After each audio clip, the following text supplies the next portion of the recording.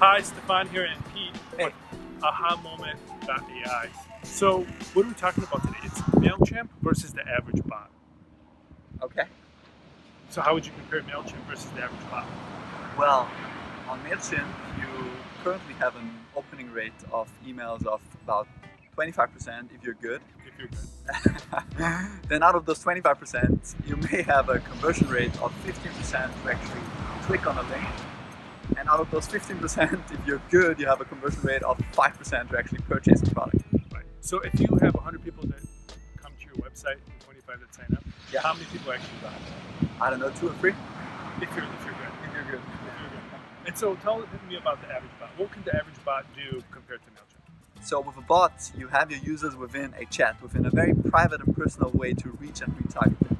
So you send your user a message, and you currently have an opening rate of 70% and up.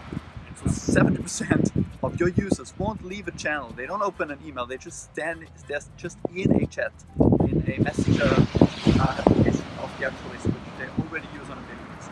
That's right. So the cool thing is you don't have to download anything, or your users don't have to download anything. They're already using it, and when they come on your website, Messenger already knows who they are. So it's not like those really annoying chat with us now widgets. They don't actually say hi, Pete. You have your Facebook picture.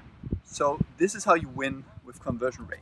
And in one of the next videos, we're going to tell you more about the actual process and how to reach your audience best. Have a swell day.